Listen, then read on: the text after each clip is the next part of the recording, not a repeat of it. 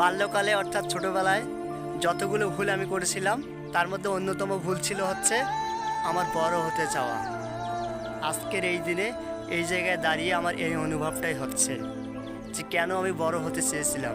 যদিও প্রাকৃতিকভাবেই প্রকৃতিগত দিক থেকে বড় হতে না চেলেও আজকের দিনটা আমাকে ফেস করতে হতো, কিন্তু সেদিন এই যে বড় হতে চাওয়া, সেই বড় হতে চাওয়াটা আমার সবচেয়ে ভুল ছিল।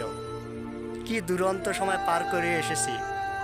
ইচ্ছে করে যে আবার যদি সেই শৈশব ফিরে পেতাম। দুশ্চিন্তামুক্ত ঘুম, কোনো টেনশন নেই, খাওয়ার টেনশন নেই, পড়ার টেনশন নেই, কিচ্ছু নেই, শুধু দুশ্চিন্তামুক্ত ঘুম আর ধুলোবালি মাখা কত রকমের খেলা। কি জীবন ছিল আমাদের। আর আজকে আর সেই জীবন ফিরে পাওয়া সম্ভব নয়। মাকে আর আগের মতো ওইভাবে আদর করে না, বাবা আর ওইভাবে আগের মতো আদর করে না, ওইভাবে আমাদের চাওয়াগুলো আর আগের মতো পূর্ণ হয় না। আমার মনে আছে এক দুপুরে একটা আইসক্রিমের জন্য কি ধরনের কি মজা, কি আনন্দ, সেগুলো আর ফিরে পাওয়া সম্ভব নয়। এই জন্যই বলতেছি যে আমার জীবনে হচ্ছে যতগুলো ভুল ছিল, সবচেয়ে বড় ভুল চাওয়ার ছিল হচ্ছে দ্রুত বড় হওয়া। ভাবছিলাম যে বড় হয়ে মানে সব কিছু পেয়ে যাব, সব কিছু হয়ে যাবে। আসলে কিছুই হয়নি, কিছুই পাইনি। শুধু ওই অতীতকেই খুব খুব মিস করতেছি। পাড়ার সব ছেলে মেয়ে মিলে একসাথে গোল্লার ছুট, চিবাটি, হাতে কড়ি রাখা খেলাগুলো প্রচণ্ড পরিমাণ মিস করি।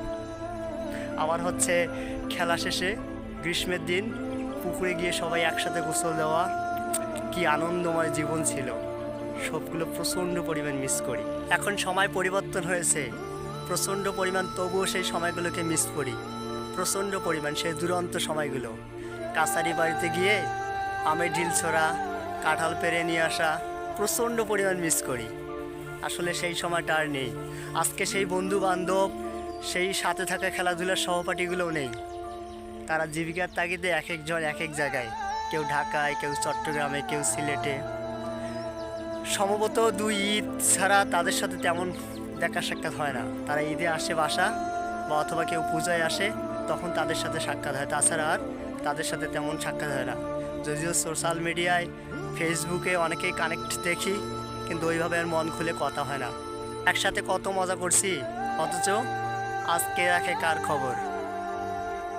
কে কার খবর রাখে? মেসেঞ্জারে সবুজ বাতি জ্বলে, কিন্তু কারোর সাথে আর কারো তেমন যোগাযোগ হয় না। হঠাৎ করে শৈশবে কাটানো কিছু মানুষকে খুব মনে পড়ছিল, যে কারণে হচ্ছে এই ভিডিওটা করা। ভালো থাকুক সেই শৈশবে কাটানোর বাল্য বন্ধুগুলো, ভালো থাকবেন আপনারাও। শুভকামনা রইল সবার জন্য।